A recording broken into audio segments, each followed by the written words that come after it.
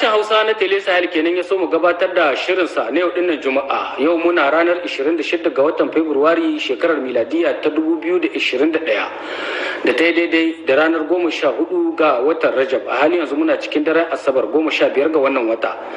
Hijira tana da shekaru 1442.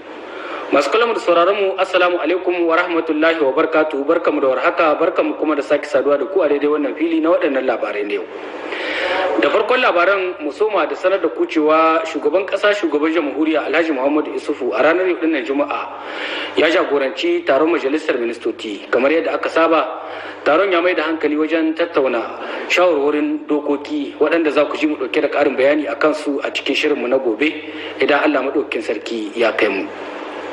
Shi dai dan takara na neman shugabancin kasa a zaɓe karo na biyu da aka gudanar, wanda ya lashe shi wannan zaɓen cewa da Alhaji Bazum Muhammad, yana ci gaba da samun yabo da kuma jinjina ko ina a kasashen duniya, musamman ma daga shugabanni na kasashe daban-daban, kama daga shugaban kasar Cote d'Ivoire cewa da Alassane Ouattara zuwa shugaban kasar Chadi Marshal Idriss Déby Itno da shugaban kasar Burkina Faso Marc Christian Kabore da shugaba Mohamed na kasar Mauritania da kuma shugaban kasar Saliu Julius Madabiu da shugaban kasar Nicaragua Daniel Ortega da mataimakinsa da kuma Farfesa Archange Touadera shugaban kasar Central Africa da Adama Barrow shugaban kasar Gambia da kuma Ba'in Dau shugaba na wucin gadi na kasar Mali da kuma Muhammadu Buhari shugaban kasar tarayyar Najeriya da mai martaba sarkin kasar Morocco Muhammadu na shidda. A ci gaba da labaran mu sanar da ku cewa a ranar jiya ministan cikin gida Alkashi Alhada ya kira wani taron manema labarai domin yin bayani akan wata tarzoma da waɗansu matasa suka yi a nan babban birnin Yamai bayan da hukumar zaɓe ta ƙasa mai cikakken 'yanci ta bayyana sakamako na zaɓen da aka gudanar na shugabancin ƙasa zagaye na biyu. Alkashi Alhada ya amfani da wannan dama domin jan hankalin 'yan ƙasa akan ƙoƙarin tabbatar da kwanciyar hankali da kuma zaman lafiya da kuma ire-iren matakan da gwamnati ta ɗauka akan haka. Yana mai cewa a cikin bayanin da ya yi, ministan cikin gida Alkashi Alhada ya ce mafi yawan matasan da suka fito a wannan zanga-zanga wasu 'yan siyasa ne suka turo su. Abin mamaki, in ji ministan, ya ce ɗan takara Alhaji Muhammad Usman na RDR canji, wanda da shi ne aka fafata a yakin zaben da aka yi da kuma zaben da aka yi karo na biyu na wannan neman shugabancin ƙasa. Shi karan kansa bai yi kira ba ko kuma nuni ga fitowa a yi wata zanga-zanga ko kuma wata tarzoma ba, amma sai ga waɗannan matasa sun fito da wani ra'ayi na daban da kuma kira na waɗansu 'yan siyasa da ke kirarin cewa suna goya Muhammad Usman baya. Alhali shi Muhammad Usman abin da ya ce kawai zai shigar da ƙara a kotun tsarin mulki ta ƙasa domin a fitar masa da haƙƙinsa, saboda a ganinsa akwai kurakuran da ya kamata a gyara a cikin wannan zaɓe waɗanda a nasa fahimta suka ba shi damar lashe wannan zaɓe kamar yadda ya ce. Bin doka da oda shine ya ce zai yi a sakamakon wannan zaɓe.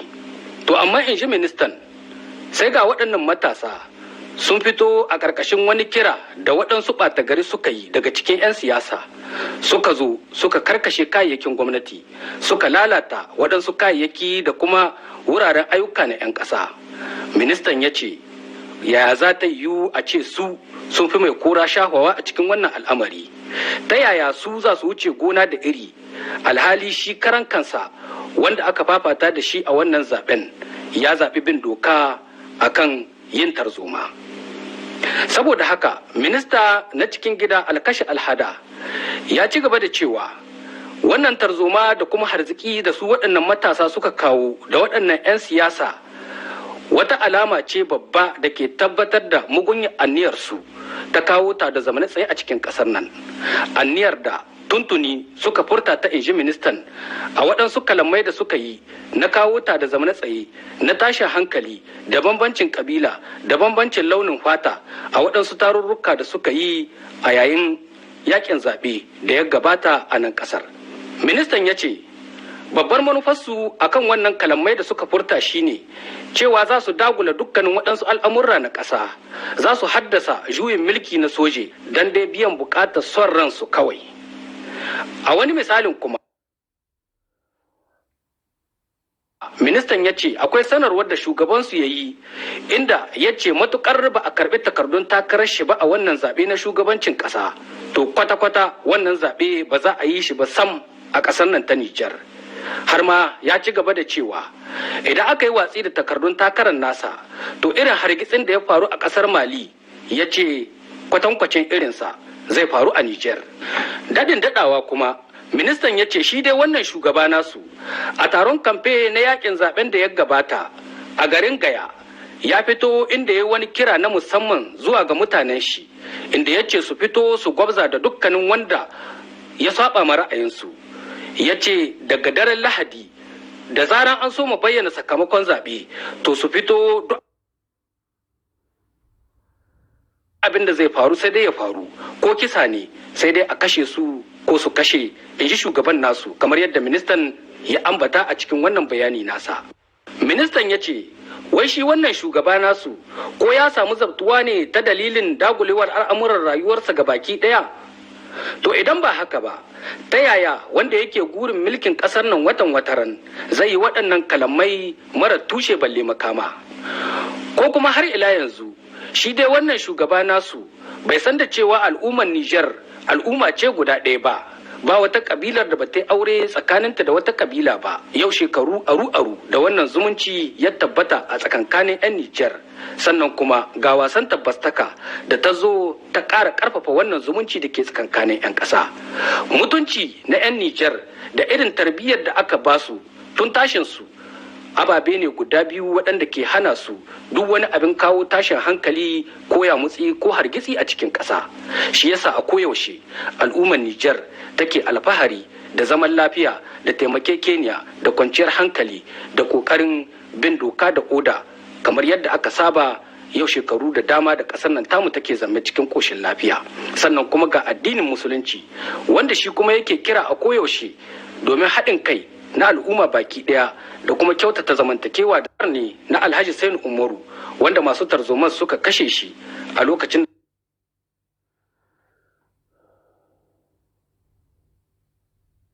suka kai hari a gidan Alhaji Sainu Umaru shugaban jam'iyyar siyasar MNSD Nasara. Ɗayan kuma yana fama da rashin lafiya na farfadiya, rashin lafiyar da ya taso masa a yayin wannan tarzoman kuma ya rasa ransa. Ministan ya yi fatan Allah ya gama rai da gafara. Ministan cikin gida ya ci gaba da bayani inda ya ce a yanzu haka a sakamakon binciken da aka yi an kama mutane kimanin 468 kuma an lissafa dukkanin barna da kuma hasarar da suka sa aka yi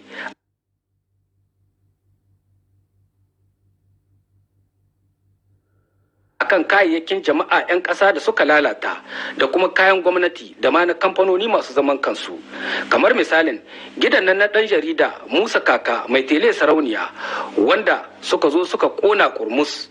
Haka zalika ministan ya ce sun fashe waɗansu shaguna da dama kuma sun kwashe kayayyakin da ke ciki. Dukkanin wannan barnar da kuma hasarar an lissafa ta kuma idan Allah ya so za su biya waɗannan kuɗaɗe ɗaya bayan ɗaya. A ƙarshe ministan ya ce ko kusa gwamnati ba za ta taɓa yarda ba wasu tsagera su zo su mai da hannu agogo baya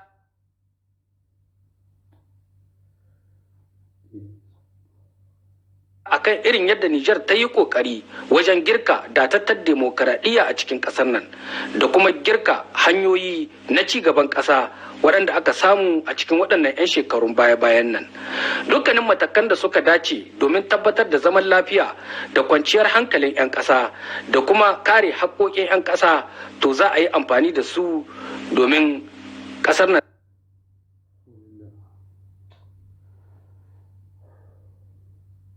tamu ta zama lafiya, in ji ministan cikin gida Alkashi Alhada.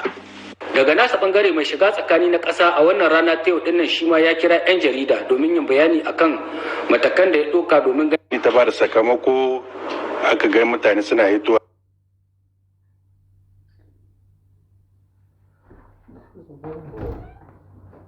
yara aka sa gaba suna ma mutane asara suna kashe-kashe. Yake sai ni ta aikinta na ta ya tsara zaɓe kuma ta bada sakamako. Akwai kotun ƙasa constitutional da za ta zo a gaba ita ke da ƙarshen magana kuma ita ma ya kiranta ci ta yaki saboda adalci, saboda zaman lahiya. Shi mai datar la republic mai kiyaye lahiya ne, shi yasa ya kira wanga taron saboda a shaida ma jama'a wannan abin da ake ana ma mutane asara bai kamata ba, a daina a sa ido gaba a gani. Ya ce mutane kan su zama sojan 'yan siyasa, su zama sojan ƙasa, su kiyaye ƙasar su saboda abin da ke yi kwaruwa waje kai zo na ƙasar Nijar. Kamar yadda kuka sani, sarakunan gargajiya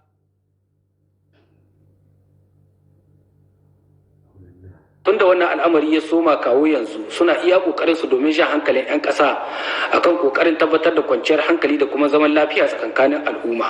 A wannan rana ta yau za mu saurari jawabi na mai martaba sarkin kanton ɗin Komadugu cewa da Kazalma Mamadu Abba Kyari, inda ya yi a bayani a gaban abokan aikinmu na yankin jihar Difa, inda ya ce. Yanzu ga shi an yi zaɓe lahi a lau, zaɓe ta wajen uku muka yi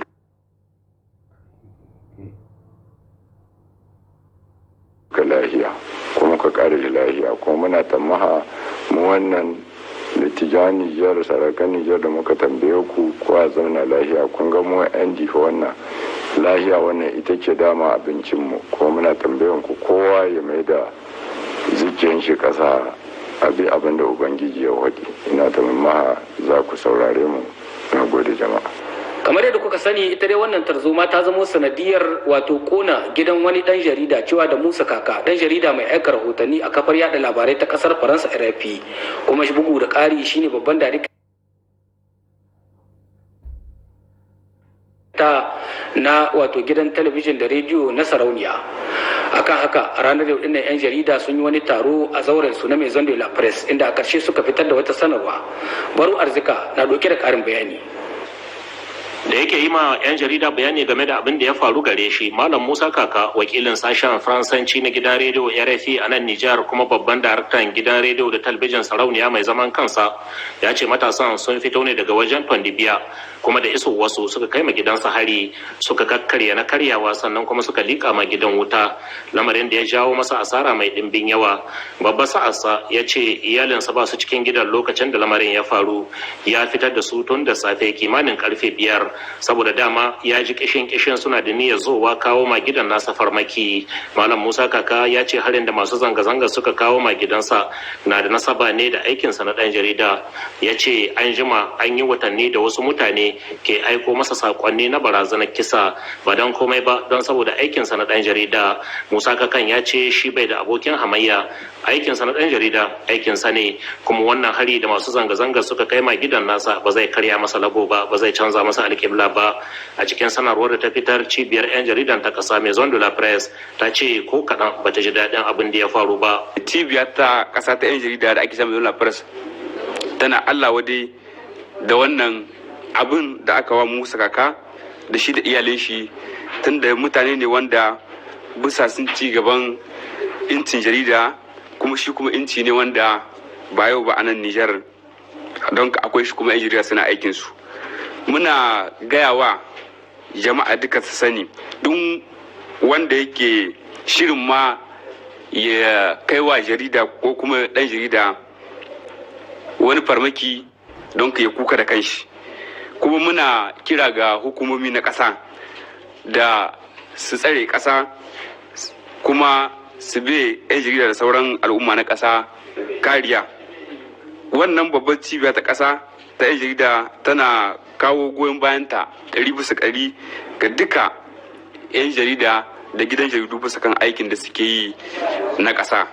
Kuma bisa kan wannan abin da aka wa Musa Kaka, tana da incin kaiwa ƙara don saboda wannan wanda suka yi wannan abin na al'ajabi hukuma ta hukumta su. Ko bai idan Musa Kaka, shugaban cibiyar 'yan jaridan ta ƙasa Ibrahim Haruna ya tabbatar da cewa wasu 'yan jaridan da dama na fuskantar barazana iri-iri daga wasu mutane, lamarin da ya ce cibiyar 'yan jaridan ta ƙasa ba za ta taɓa amincewa da shi ba. Ƙungiyoyi na addinin musulunci daga nasu bangare a wannan rana ta yau dinnan Juma'a sun yi wani taro a babban masallacin Juma'a na nan babban birnin Yamai, inda a ƙarshe suka fitar da wata sanarwa ta jan hankalin jama'a akan ire-iren umarnin da addinin musulunci ya yi na zaman lafiya da kwanciyar hankali da kuma haɗin kan 'yan ƙasa.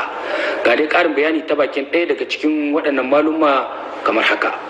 Wato haɗuwar da malamai suka yi a nan babban masallacin Juma'a na babban birnin Yamai wato sun haɗu ne saboda abubuwan da suke gani suke faruwa wato a cikin babban birnin Yamai na cewa gaba mu wato al'umman Nijar gaba ɗaya musulmi ne 100%. Shi ko musulunci abu ne wanda yake na umarni cewa zaman lafiya. Yan uwa musulmai, idan kuka diba annabi Ibrahim alaihi salatu wasalam wato a lokacin da ya ƙare ginar ɗakin Ka'aba bai roƙi arziki ba, bai roƙi wani abu na duniya. Farkon abin da annabi Ibrahim alaihi salatu wasalam khalilullah ya roƙa ma al'umma garin Makka shine ainihin zaman lafiya. Bayan ya roƙi zaman lafiya sai ce warzuq ahlahu min samarati, ya Allah wato ka arzuta wannan gari na Makka da 'ya'yan itace da arziki kala-kala. Kenan ashe ya jama'ar al'ummar musulmi na Nijar, zaman lafiya wato Bahaushe yakan cewa ya zaman dan sarki. Saboda mi sarki ma idan babu zaman lafiya wato sarauta ta ba za ta gudana ba. Yan uwa musulmai, a Nijar dukkan mu mun auri junanmu, saboda haka abinda muke bukata ga al'ummar musulmin Nijar zaman lafiya, a zamana lafiya. Idan babu zaman lafiya a ƙasa, duk wani taro ba mu iya shi, kun hatta da sallar juma'a ba za a yi ta ba, hatta da hamsa salawatu ba za a yi ta ba, wani taron suna, wani taron aure wallahi ba za a yi shi ba. Allah subhanahu wata'ala ya ba mu labarin mutanen Sabai, wani abu ya faru gare su. Allah yake cewa laqad kana lisafi maskinin aya, hakikan ya kasance ga mutanen Sabai wato akwai aya, akwai abin lura. Sai Allah subhanahu wata'ala ya ce ya ba su ainihin gonaki guda biyu, jannatai na an yaminin wa shimalin, wato gonakin nan ainihin hagu ga garinsu da dama garinsu. Allah ce mutanen Sabai wato ku ci daga wannan arzikin da Allah ya baku, sannan wannan gari ne ballatun ɗayyiba, gari ne mai tsarki. Garin Sabai malamai suka ce ba ƙiya ba zakazun zumi, hatta da ainihin maciji babu a cikin garin Sabai. Amma a wannan lokaci da suka bijire ma dokokin Allah, sai Allah subhanahu wata'ala ya kama su. Na uku, Allah ya kama misalin ainihin garin Makka. Allah ya ce wato Allah ya buga misalin wata irin alƙarya ita kanat aminatan mutma'innatan, wato garin Makka gari ne ainihin wanda yake wato amintacce. Allah ya ba su ainihin aminci, amma a lokacin da suka kafirce ka bijire sai Allah subhanahu wata'ala ya ɗanɗana musu kuɗa wajen shekara 7 suna cikin wari. Ya 'yan Nijar, kenan abinda muka so dukkanmu ba abinda muke so in ba zaman lafiya ba. Muna ainihin wato tun daga sama har ƙasar, talakawa da malamai da kowa jama'a a zamana lafiya. Fitina ba ta da kyau ainihin a cikin ƙasa. Ubangiji yana cewa wattaqu fitnatan la tusibanna allazina zalamu minkum khassa, wato ku yi hankali da fitina ya ku al'umma annabi. Wato idan fitina ta zo wato ba ta samun waɗanda sun jawo ta, illa walakin idan ta zo tana amme mutane gaba ɗaya. Saboda haka idan fitina ta faru a cikin gari, baka kwana, baka cin abinci, an gane ko komi ba za ka yi ba, kasuwanci bai gudana, al'amuran duniya ba su gudana, kowa ta kai ne shi kai. Yanzu kuna ganin ga sunan hatta da intanet an liƙe, kasuwan ne an liƙe, saboda me? Saboda babu zaman lafiya. Kenan jama'a, zaman lafiya shine wato ƙashin baya na kowace al'umma. Muna kira ga 'yan Nijar ku kwantar da hankalinku, wanda Allah subhanahu wa ta'ala ya bashi wato a bashi haɗin kai, ai ma ƙasa aiki. Wannan shine abin da muke kura ga al'umma. Assalamu alaikum wa rahmatullahi wa barakatuh. Assalamu da sauraron mu, da fata Allah madaukakin sarki zai ci gaba da kare ƙasar nan tamu, ya tabbatar mana da kwanciyar hankali da kuma zaman lafiya mai ɗorewa. Wannan tashin da ya soma, Allah ya kawo sauki, ya kuma sa a samu sulhu da jituwa tsakankanin 'yan ƙasa. Tare da wannan fatan ne muka kawo ƙarshen